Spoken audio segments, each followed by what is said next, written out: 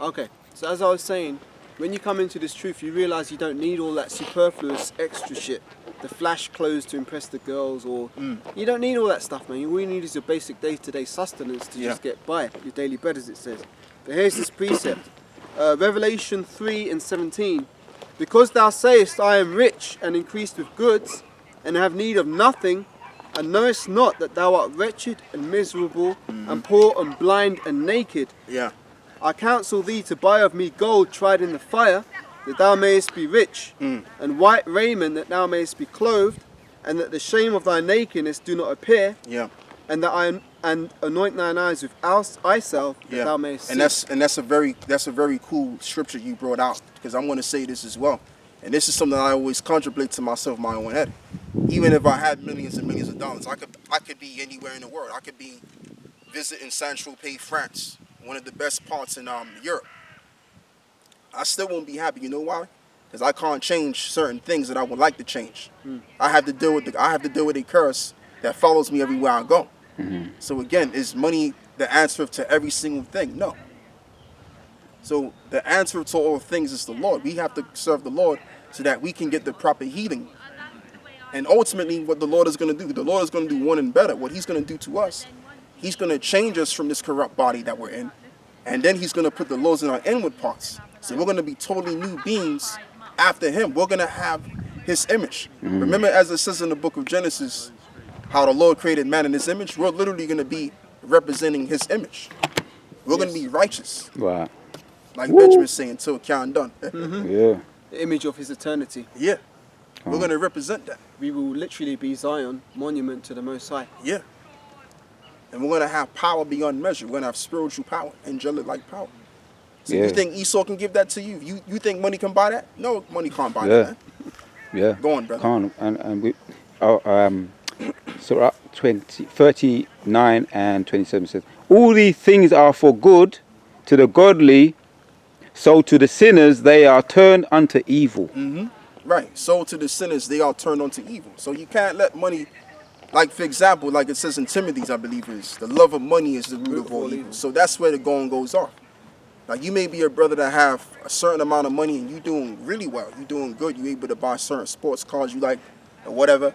But that doesn't necessarily mean you off because you got money. Because look at Abraham. Abraham was rich. Look at Job. Job was rich.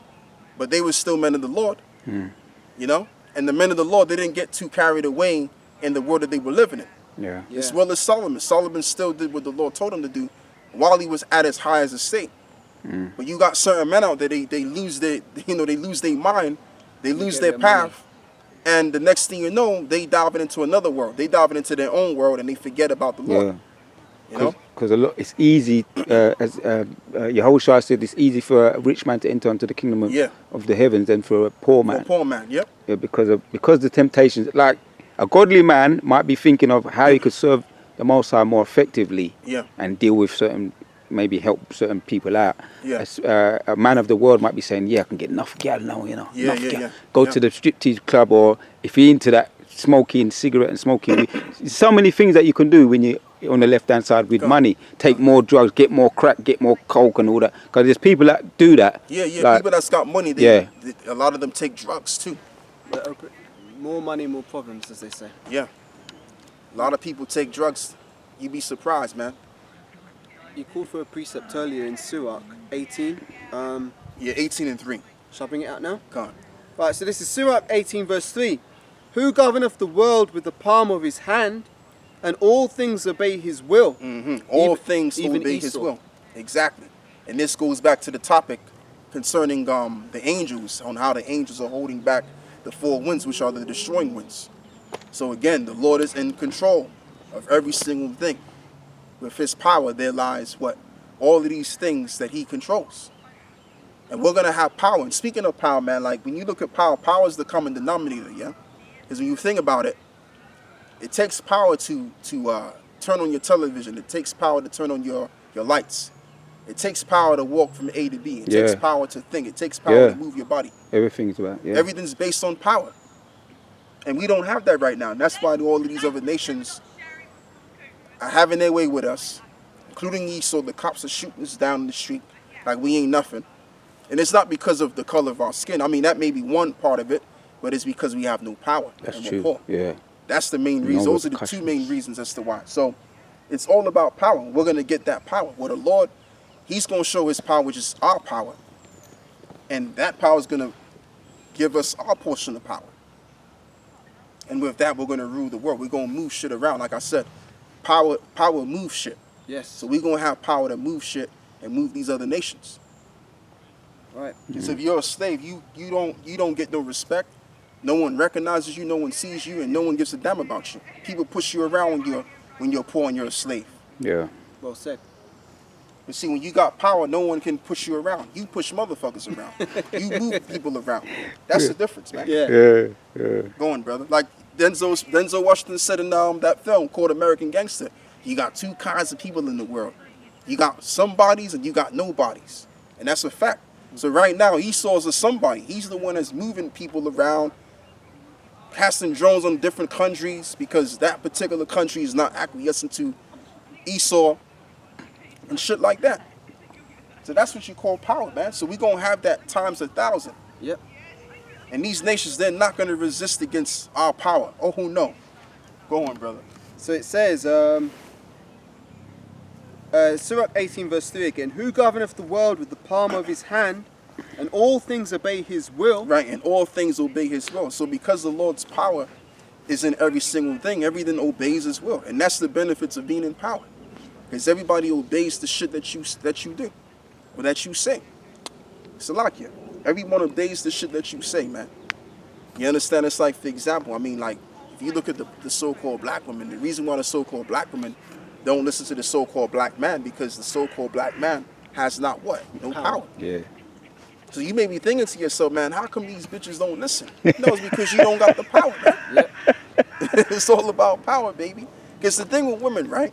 Women are not so bad when you got certain, influences on them, and you got wealth, you got power. They're actually okay with you. Yeah. But when you ain't got shit, they're not fucking with you, man. They don't care what you got to say. Even if, and even just people in general. You think poor people listen to other poor people?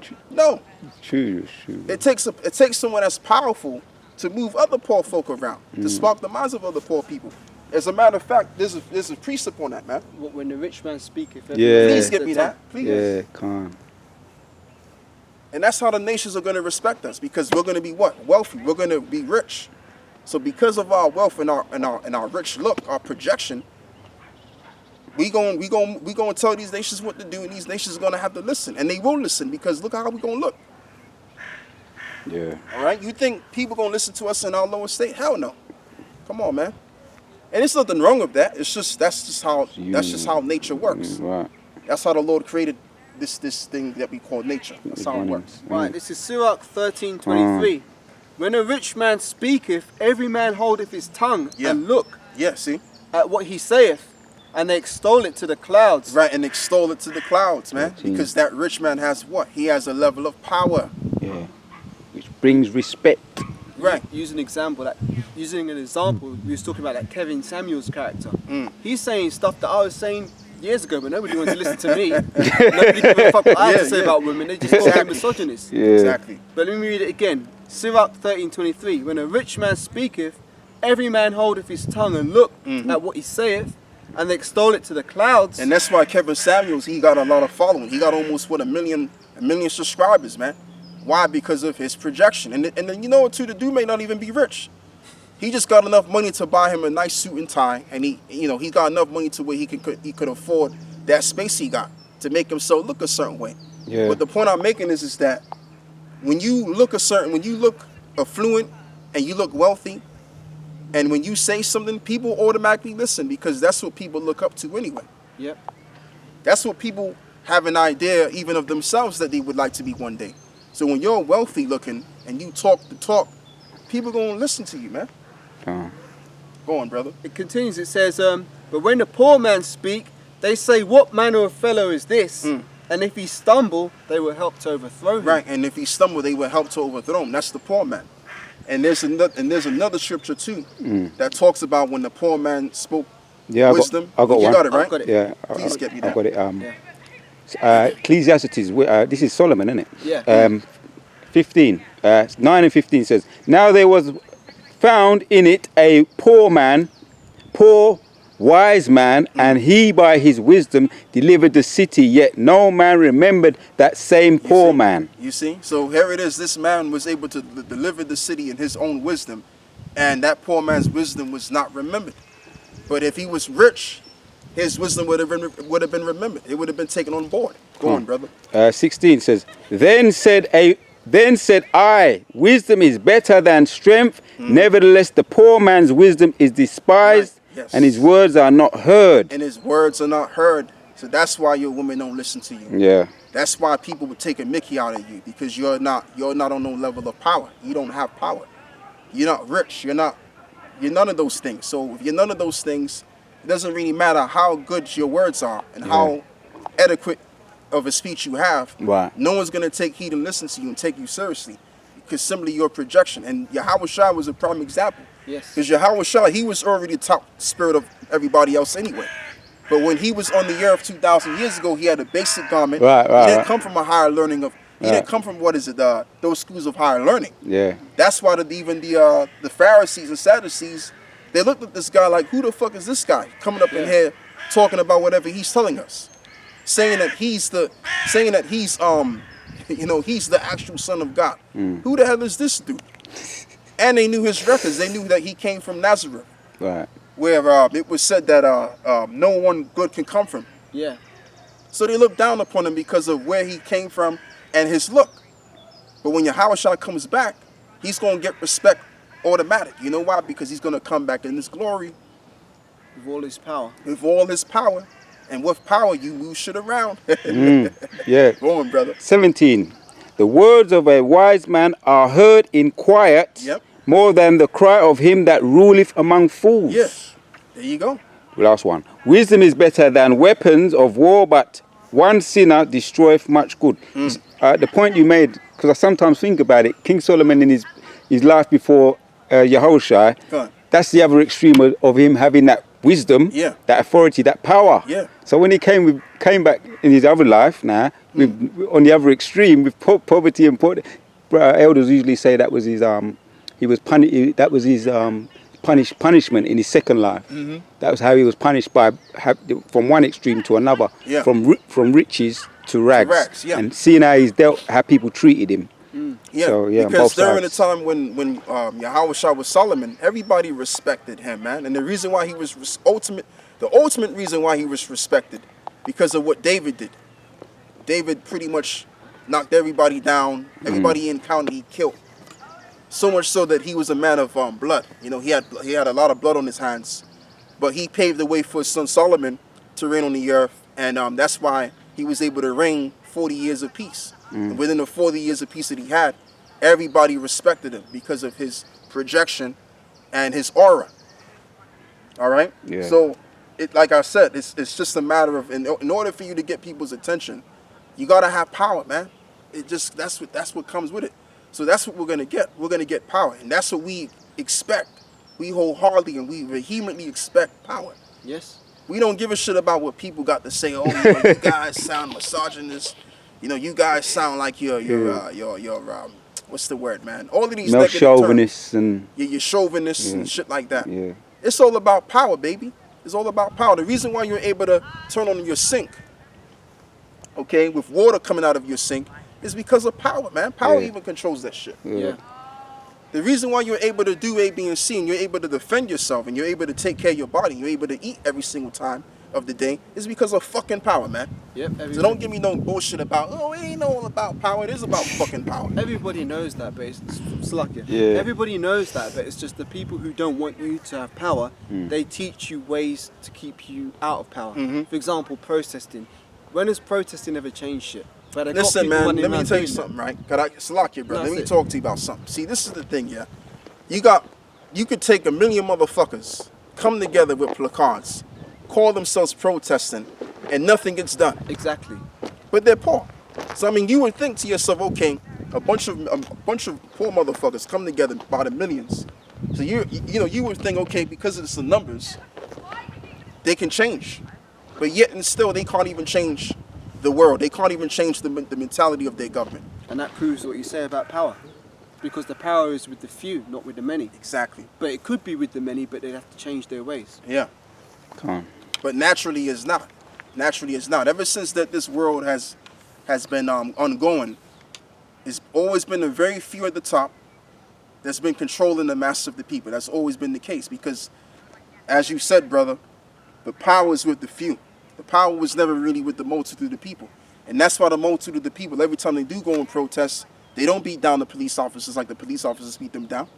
Because the mass of the people, they're afraid of the response they may get from the police officers or their government.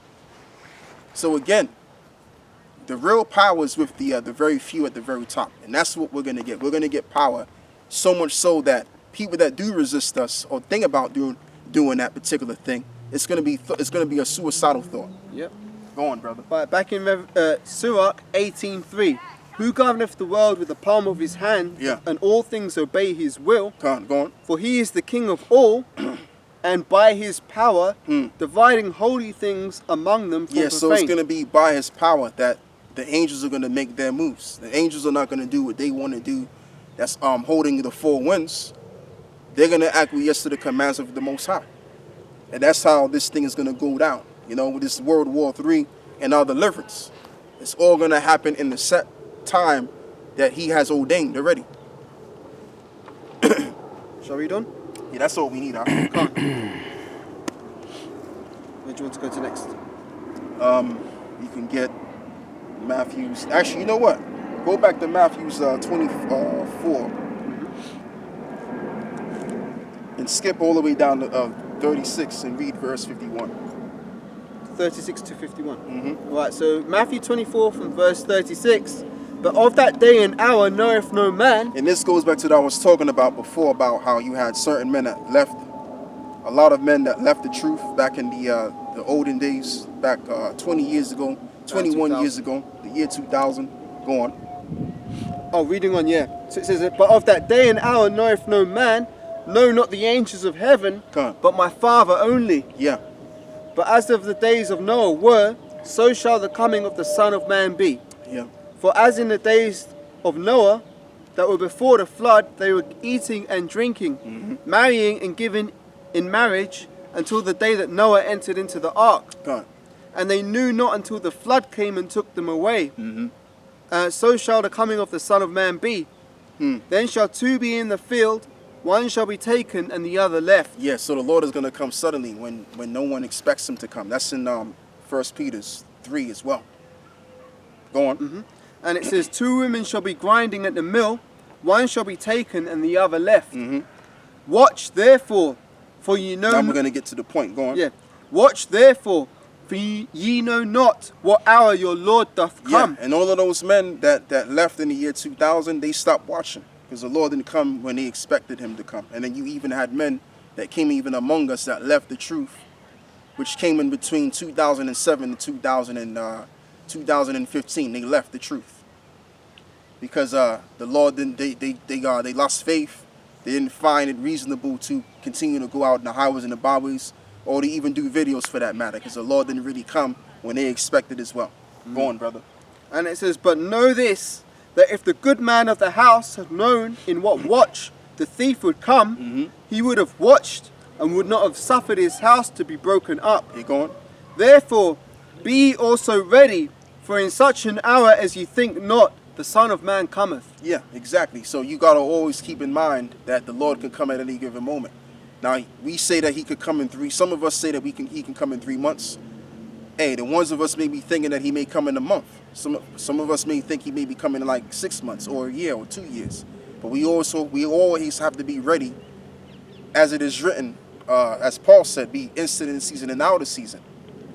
And as it says, blessed is that servant when he found so doing his will. I'm roughly paraphrasing. Blessed is the servant who, when the master cometh, find him so doing. Yeah. So that would have the meaning that servant is constantly instant, in season and out of season, doing the work. Okay? That's why the apostles have been pushing. They don't really go into it too long because we already know the deal. We already know that we got to be diligent. But that's why you got to be diligent. If you're not diligent, then when the Lord comes back, he's going to see you doing some other shit. Yep. So you got to be constantly doing his work. Go on, brother. Yep. He said, So when the Lord comes back, Salakia, when the Lord comes back, he sees you doing the work. Right. Yeah, he said, occupy till I come. Mm-hmm. That doesn't mean like, oh, I'm going to take it easy and just before the Lord comes, we're going to start doing the work. No, occupy till I come. Mm-hmm. So, yeah, reading on, it says, therefore, be ye also ready, for in such an hour as ye think not, the Son of Man cometh. Yeah.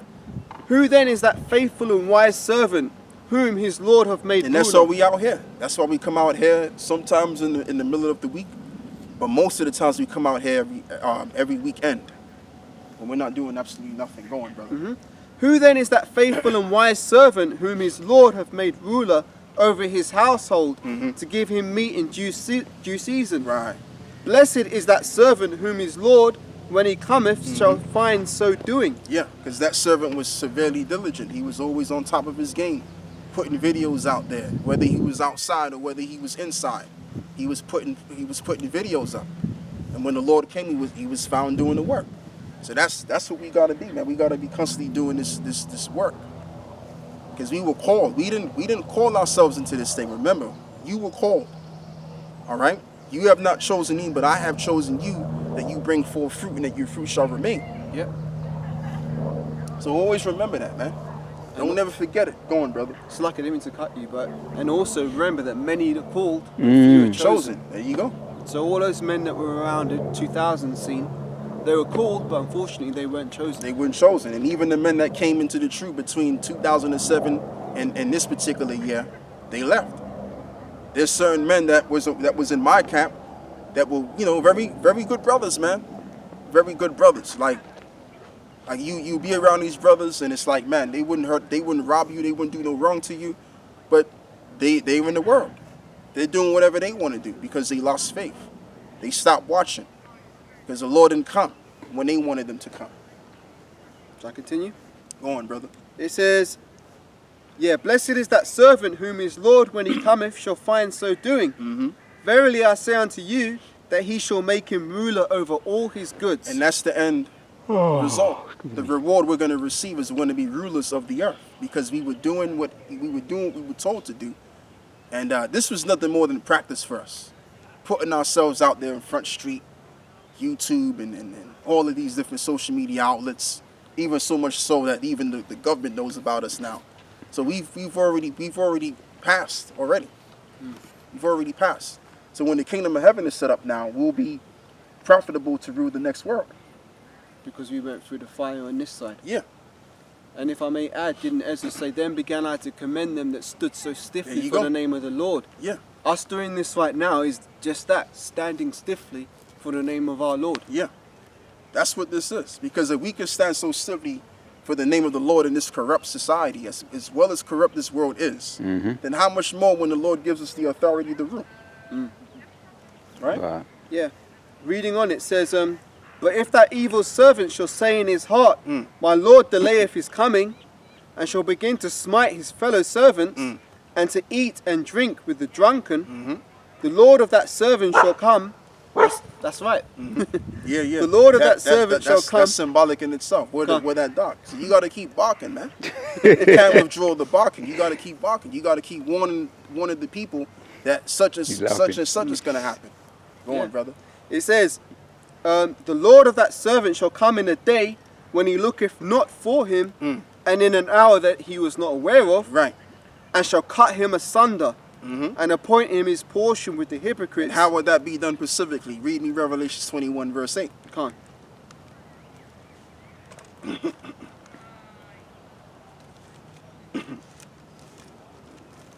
This is Revelation chapter 21 and verse 8. And it says, but the fearful and unbelieving and the abominable and murderers and whoremongers and sorcerers and idolaters and all liars shall have their part in the lake which burneth with fire and brimstone, which is the second death. That's how the Lord is going to get these bastards, these infidels among us. The Lord is going to destroy them with the nuclear fire. And if the nuclear fire don't get them, the laser beams will. So that was their reward for not continuing on with the truth, doing the Father's will. But those that did the Father's will, they're going to receive their reward, which will be salvation and also rulership. Yep. because we've already showcased that we can rule the world because of the works that we've done. You know. So if we can do the work, if we can do the Lord's work right now and stand so stiffly, be rooted and build it up in Him, then we're gonna be good for the ruler. Mm-hmm.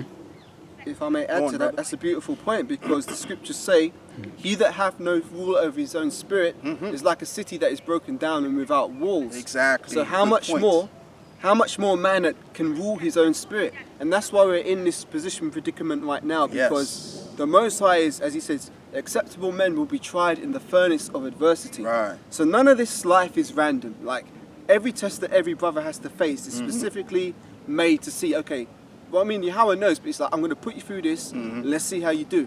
Yeah. So it's like, again, with brothers falling out of the truth between 2000 or between 2007 2015, they couldn't deal with the affliction, they couldn't deal with the fire. But in our case, it's like, the way I see it is like, you know, if you're a child and your parent says, you know what, you've been naughty, you're grounded, go sit up in your room, and you're going to stay there for however long until you can see till I tell you come out of timeout. That's what we're on like now. We're just on timeout until the Lord comes back. When He comes back, the punishment's over. We're going to have our joy. That's all. Simply put. And when you read, what is it? I believe it's 2 Peter's. Let me get it. 1 Peter's, I believe, is 1 Peter's chapter 2, where it talks about self-willed, about a soul which is self-willed all day. If you can get me that. Yep. Because a man that is self-willed is negatively spoken about, man. And, you know, I mean, if you're self-willed in the spirit, then how could you rule? Just like during the ancient world, during the time of Israel, you had the kings of Israel, our ancient forefathers at the time, and a lot of the kings were doing what they wanted to do. A lot of them went off, they were wicked, and that resulted to Israel having to be conquered by these other nations. Yeah, 2 Peter 2:10. Okay, come on. Water. So 2 Peter chapter 2 and verse 10. But chiefly them that walk after the flesh, in the lusts of uncleanness and despise government. Presumptuous are they, self-willed, they are not afraid to speak evil of dignities. Yeah, so you have men that know they're Israelites that have this attitude where they don't respect certain men that they know are above them in the spirit. So they're despisers of government. That includes all of these other camps. I'm not going to name exactly who they are. They know who they are because we talk about them all of the time. But they're despising government. So if they're despising government, the government which the Lord set up right now, then they're going to despise the government of Yahweh Bashmi Al-Shai when the kingdom of heaven is set up. All right? They're not going to be in league.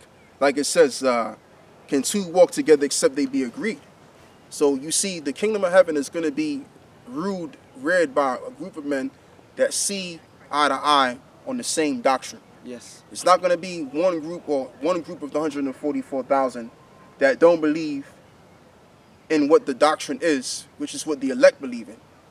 All of the elect are going to believe, all of the 144,000 are going to believe in the same doctrine. So that's what's being set up.